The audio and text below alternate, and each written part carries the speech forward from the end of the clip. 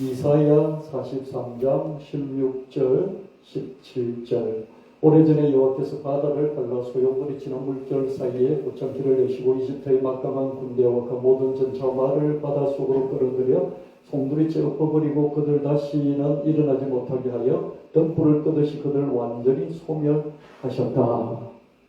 옛날에 저게 하나님은 바다를 갈라버리시고 그게 길을 내시고 그 길로 히브리 백성, 히브리 노예들을 통과시키시고 이집트, 뒤따라오던 이집트 군대는 거기서 물에 수장시켜 버리셨다. 이런 말씀, 여러분 잘 알고 있는 그런 내용이죠.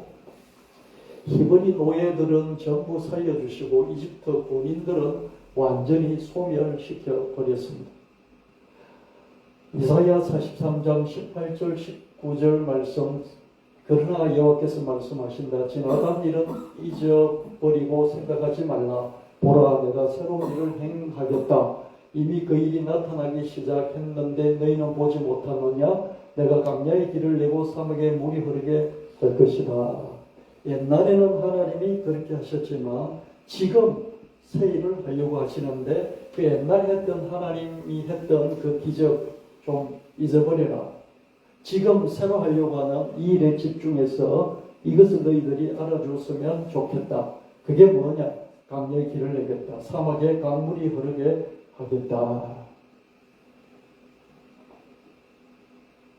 바다에 흙으로 된 포장도로 길을 만드는, 고속도로를 만드는 그런 방법이 아니라 이번에는 사막에 물길을 내는 그런 방법으로 일을 하겠다.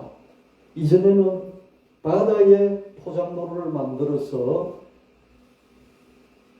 이스라엘의 히브리 노예들을 구출을 했다면 이번에는 사막에 물길을 내어서 바벨론의 포로로 잡혀가 있던 유다 백성을 귀국하게 할 것이다. 전능하신 하나님께는 고정관념도 없고 고정방법도 없습니다. 이전에 얘기했으니까 지금도 이렇게 하겠다라는 얘기죠. 생각도 하나님은 얼마든지 자유자재로 이것저것 다 하실 수 있고 방법도 하나님이 좋아하시는 방법이 따로 있는 게 아니고 얼마든지 하나님은 상황에 맞도록 새로운 방법을 동원하실 수 있다. 우리가 하나님 믿는다면, 우리가 하나님 앞에 서 있다면 이것이 아니면 안 된다. 이런 고집을 버릴 수 있어야 하겠습니다. 하나님은 얼마든지 새롭게 해결하실 수 있어요. 이미 그 실마리가 나타나기 시작했지만 우리가 알아채지 못할 뿐이에요. 하나님은 이전에 이렇게 했으니까, 이전에 바다를 뚫었으니까 앞으로도 바다를 뚫어주실 것이다. 우리는 그렇게 옛날의 방법에 사로잡혀 있지만 하나님은 새로운 방법으로 새 시대를 열어가시죠. 그래서 지금 현재 하나님의 새로운 미래의 방법이 스며들어서 시작이 돼서 이렇게 싹이 나고 있는데 우린 잘 모르죠. 싹이 난 것이 한참 자라서 꽃이 피어야만 우리는 알죠. 그러나 이미 하나님은 새로운 방법을 시작하고 계시죠. 그래서 우리가 자기가 하는 일에 집중하면서도 눈을 들어서 하늘을 바라보고 하나님을 바라보고 산을 바라보는 그런 게 필요하죠. 하나님은 얼마든지 이전의 방식과 다르게 새롭게 해결해 주실 수 있다. 하나님을 믿는다면, 우리가 하나님 앞에 서 있다면 이것이 아니면 안 돼 하는 이거 고집적인 고집을 좀 유연하게 할 필요가 있을 것이다.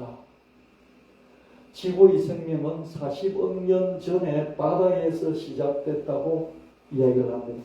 생명체가 만들어지기에는 어떻습니까? 바다가 습보 형태로 돼서 거기서 생명체가 나타날 수 있었다. 이렇게 이야기를 합니다.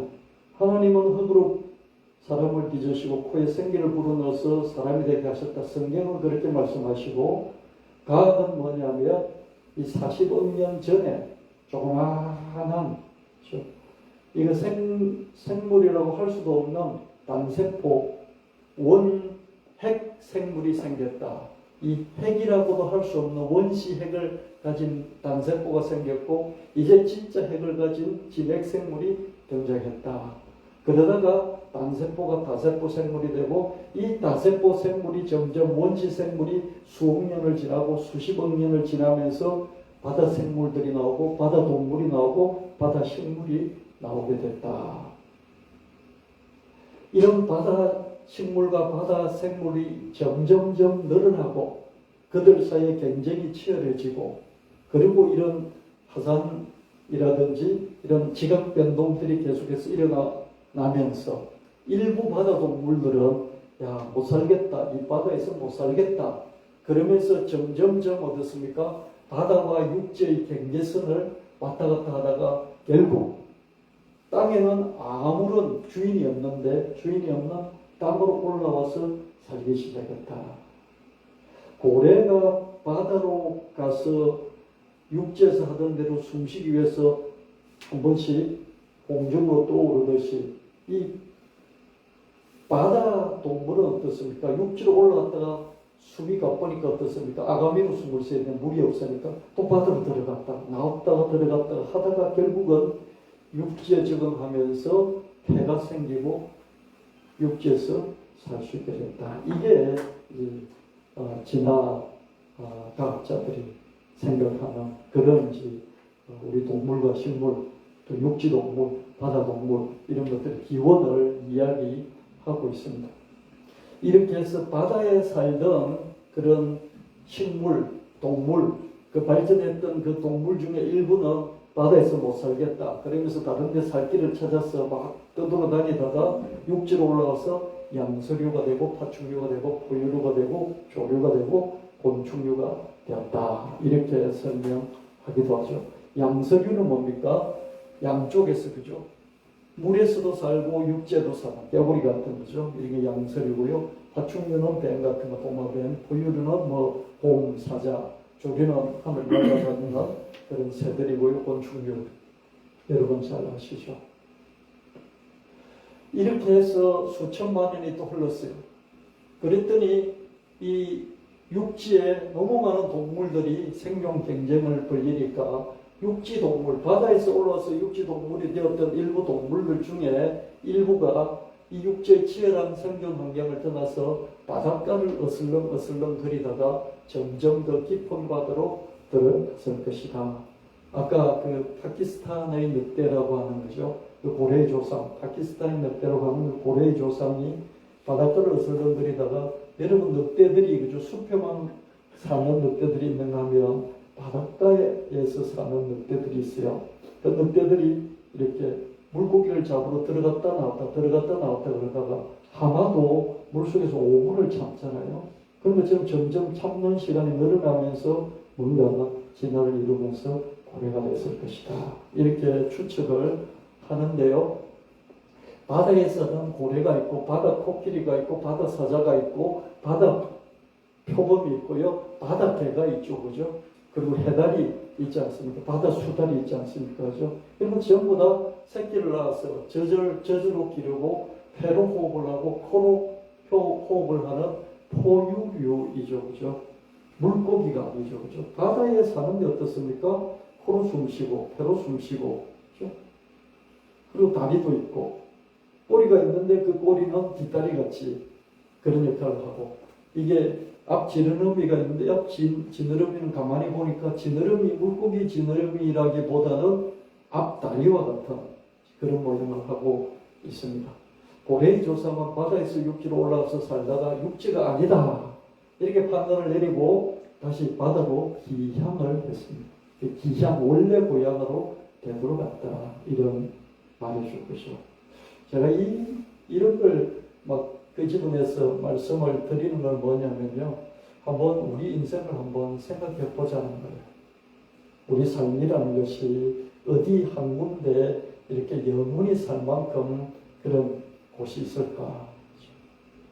계속 지구가 돌듯이 우리 인생도 바뀌고 돌고 있다. 그런 말씀 드리는 것입니다.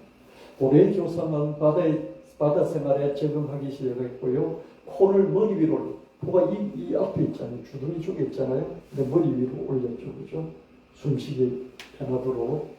그리고 앞다리를 지느러미로 바꿨어요.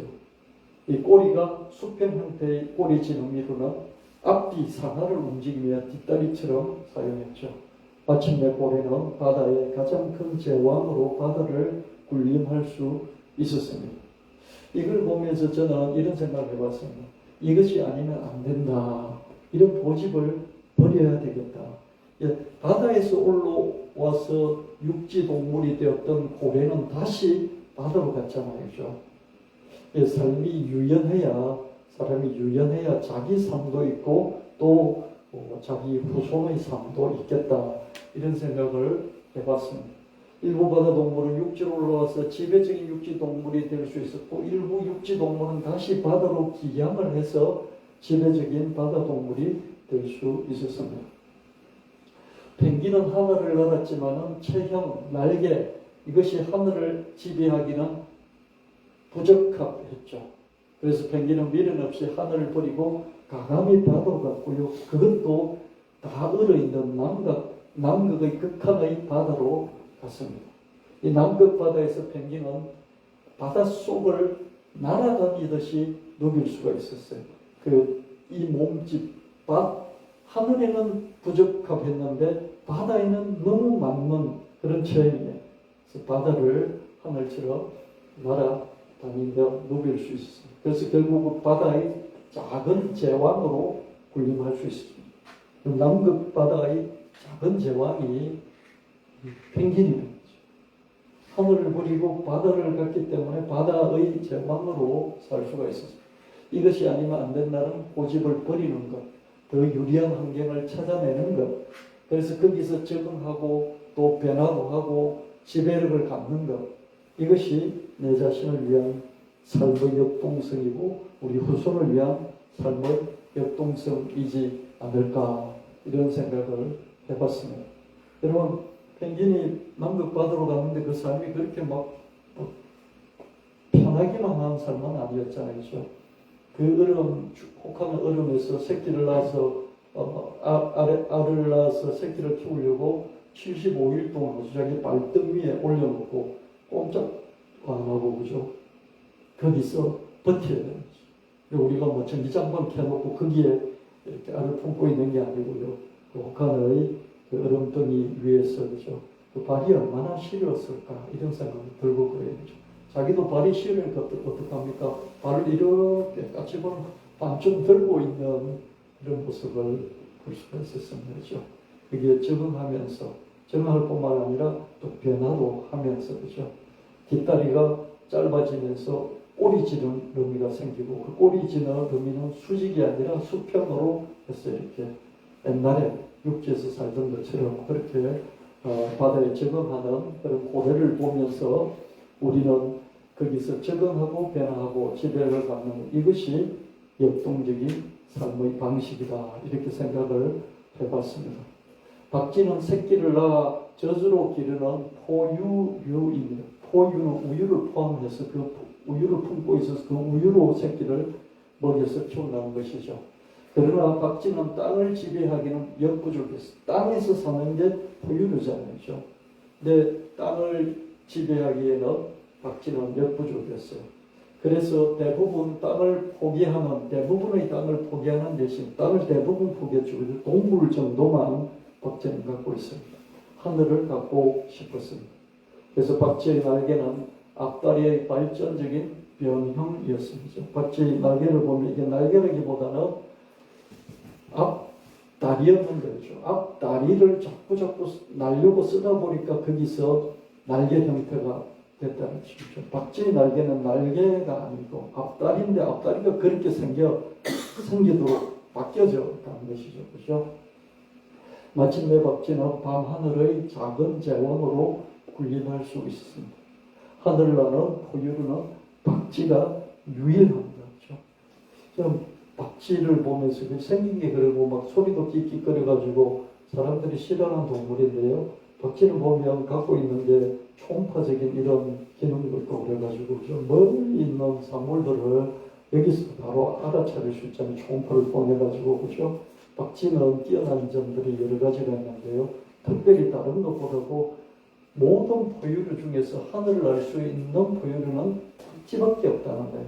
왜 박쥐밖에 없었을까? 박쥐는 왜 두더지처럼 살지 못했을까? 땅을 버린 거죠.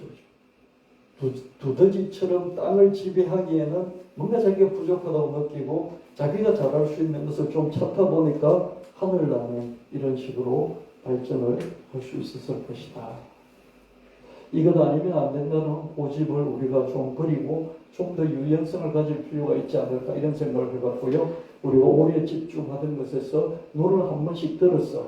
하늘 바라보고 산을 바라보고 또 하나님을 바라보면서 좀 여유를 갖고 꼭 이거 아니면 안 돼. 거기서 벗어나서 다른 것도 좀 찾아보고 또 자기의 더 잘할 수 있는 이런 건 뭔가 한번 또 내가 꼭 두더지보다 더 잘해야지, 쥐보다 더 잘해야지, 땅을 더 잘 파야지 하는 그런 것보다도 나는 하늘을 알면 안 될까? 이렇게도 생각해 볼 수 있는 그런 여유를 가져야 하지 않을까 이런 생각을 해봤습니다. 우리는 하나님을 믿고 하나님 앞에서 살잖아요. 근데 하나님은 전능하시기 때문에 바다에서 길을 내실 뿐만 아니라 어떻습니까? 사막에 물길을 내실 수 있는 그런 하나님이시고 하나님의 시대를 따라서 다 다른 방법으로 역사를 하신다는 것이죠. 그렇죠?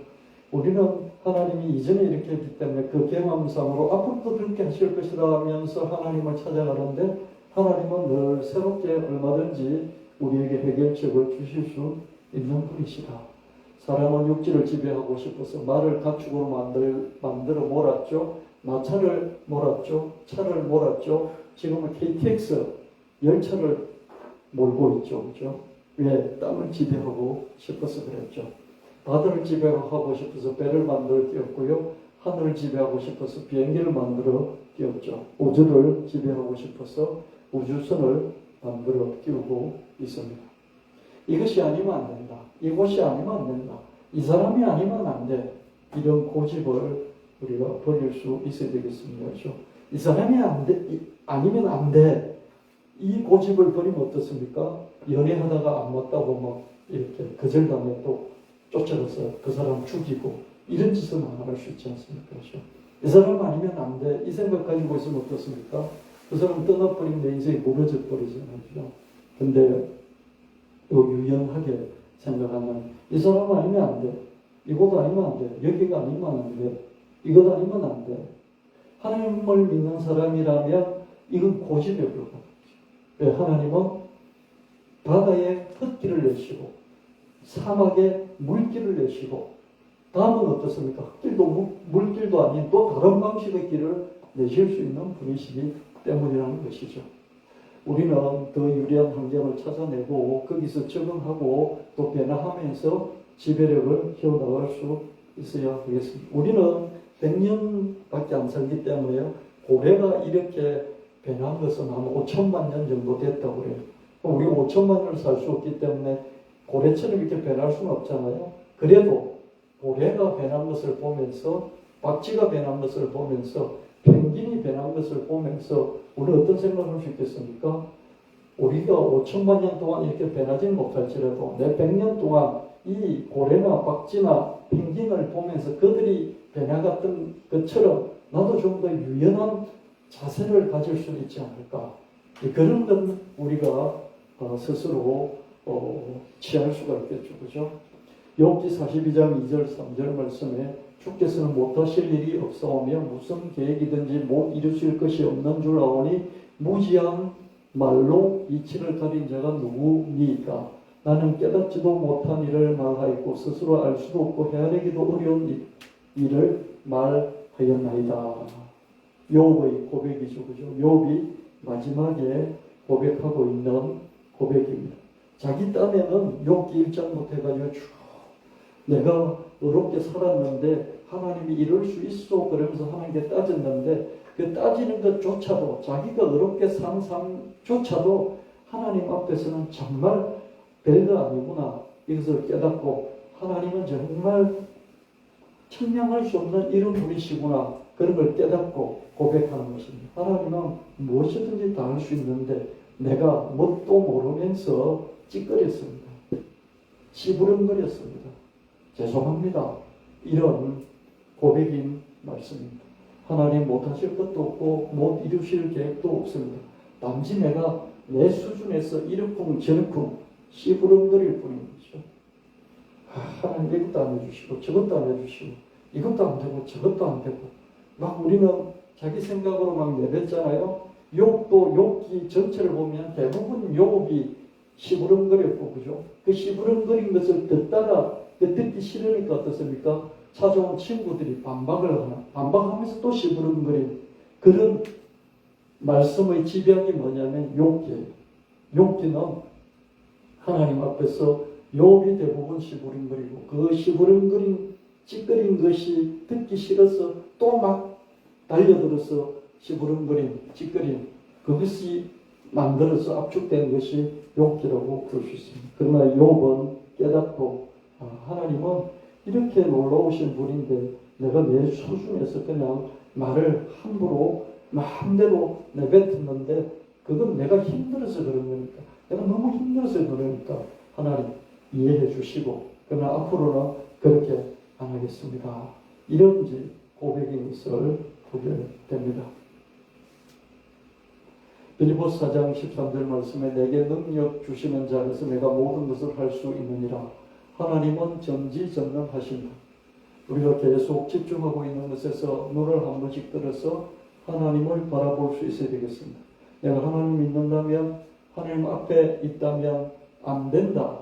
이런 고집을 버릴 수 있어야 하겠습니다. 내게 능력 주시는 하나님 안에서 하나님은 무슨 계획이든지 못 이루실 것이 없고 무슨 일이든지 못하실 것이 없는 하나님이다.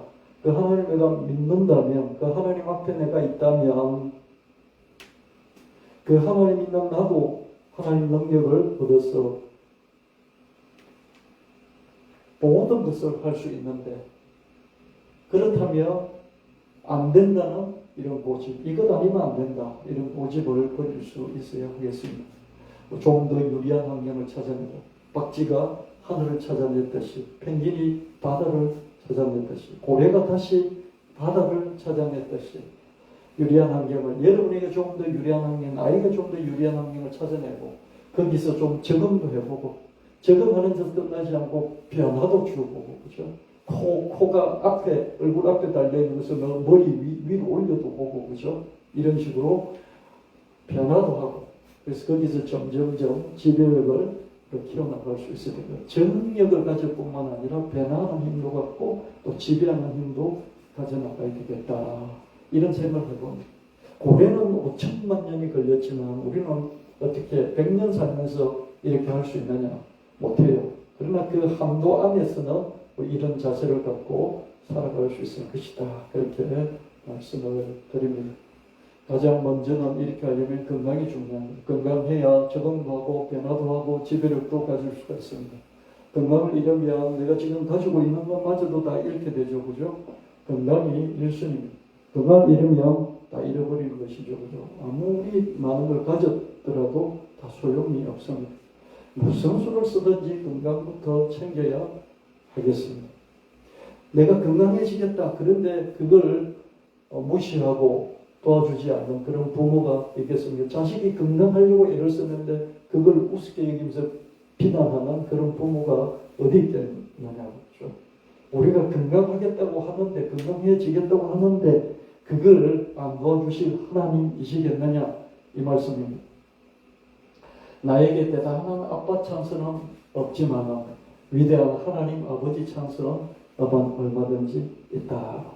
저도 살면서 살기가 힘들 때 어떡합니까? 우리 아버지가 부자였으면 참 좋았을 텐데 우리 아버지가 권력자였으면 참 좋았을 텐데 이런 그죠?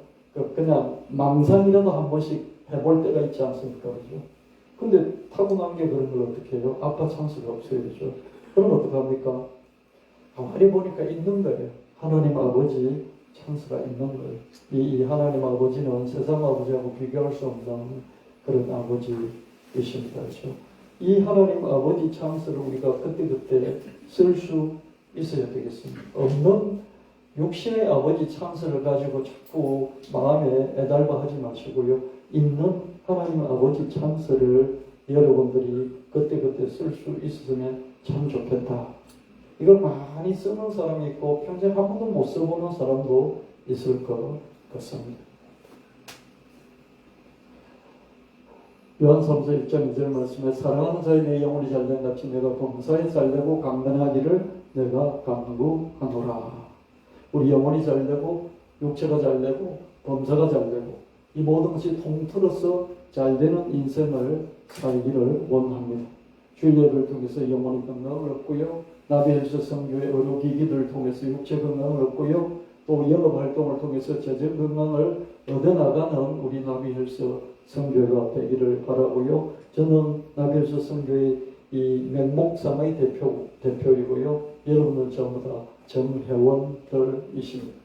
나비헬스 선교의 지경을 하나님이 점점 넓혀 주실 것입니다. 제가 지금까지 한 8가지 정도 말씀드렸죠. 그죠? 이거는 퀀텀 아쿠아라는 그런 기기인데요. 활성자하수, 파동수, 퀀텀 에너지 이런 걸 합친 거라고 합니다. 그렇죠? 활성자하수는요. 활성산소 제거에 탁월하답니다. 모든 성인병과 암, 현대인의 병의 90%를 발생시키는 것이 활성산소예요. 그렇죠? 활성산소. 그렇죠? 항산화. 활성산소가 정말 몸에다 필요한데요. 지나쳐서 우리 몸을 공격해서 염증도 만들고 심지어 암병까지도 만드는. 근데 이 활성자수는 산소 공급을 증가시켜서 세포 기능을 활성화하고 이런 질병들을 개선을 하는 역할을 한답니다. 그래서 일선 펄스 전기 자기장을 통해서 물을 활성자수로 만드는 이 퀀텀 아쿠아는 고혈압, 당뇨, 관절염, 섬유, 근육통, 통풍, 변비설사, 장누수, 증후군, 혈류 개선, 요실금, 전립선, 골다공증, 이런 림프 부종, 이런 것들을 해결해 준다 이렇게 말합니다. 퀀텀 아쿠아는 휴대용 펄스 전 자기장인데요. 펄스 전 자기장을 활용해서 산소 공급, 혈액순환, 손상세포 치유, 외상 조직 복구 이런 거고요.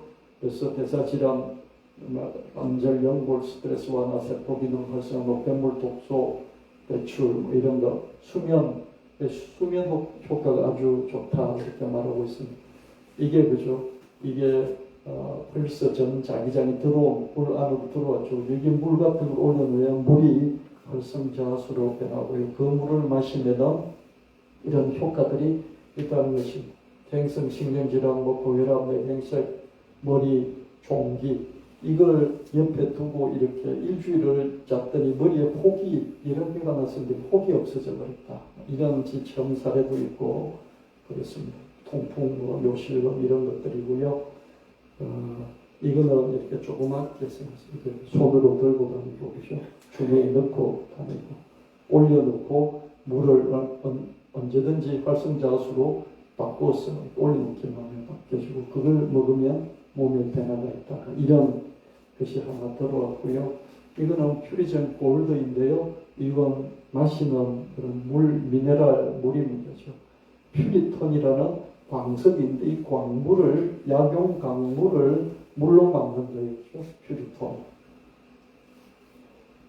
음이온 배출하고요. 천연 강물로 되어 있고요. 원적외선이 나오고요. 이런 역할을 합니다. 세균을 박멸하고요.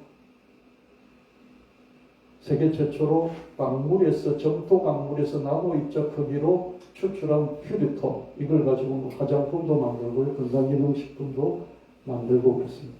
퓨리젠 골드는 천연강물 미네랄인데요. 세계 최초 천연강물 추출로 되어 있습니다. 300가지 약용강물 추출해서 액상 천연 미네랄 추출물인데 음이온, 원적외선 이런 걸 배출을 하고요. 아연이 들어가 있고요. 퓨리톤이 들어가 있고요. 자일로 올리고당, 폴리덱스트로스 이런 것들이 들어가 있어가지고요. 김강호라는 박사님이 이걸 만들었는데요. 이 광물도 의학적으로 취급하는 광물의학이 있답니다. 그래서 이런 걸 가지고 미량, 원소, 복합물질, 액상화, 강물을 액상화 공명을 거쳐서 콜로라이드 형태로 건강기능식품들을 만들어서 이런 면역기능, 세포분열, 유해균 억제 유익균 정식, 원활한 배변, 항바이러스, 항살 바이러스, 향균, 살 에이즈 바이러스, 항암효과, 항천식 효과, 뭐 피부암 세포들을 제어를 하고 뭐 이런 여러 가지 역할들을 하는 이런 광물 미네랄 이것도 하나 들어왔습니다. 그래서 지금 한 10가지, 12가지 정도가 있고요. 오늘은 제가 그 해죽순을 갖고 와봤습니다.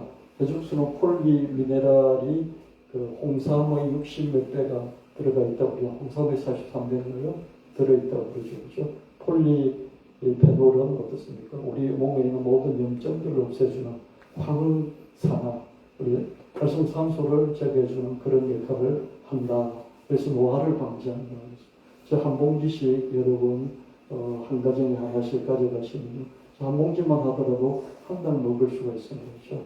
제가 먹는 방법을 카톡에 올려놓을 테니까 그냥 여러분 물 끓여 드시듯이 그냥 끓여 드시면 됩니다. 그럼 이 물 끓이면 위에 그죠? 이렇게 뭐 무슨 기름기처럼 뜨는 게 있거든요. 그게 폴리페놀이에요. 그래서 그걸 버리지 않고 드셔도 한 번 우려서 먹고 두 번 우려서 먹고 저는 뭐 세 번도 먹고 그러는데요. 하나 이렇게 조그만 걸 뜯었더니요. 세 달을 먹었는데 절반을 못 먹었어요. 그래서 이거 하나 가져가시면 몇 달 드실 겁니다. 한번 드셔보시면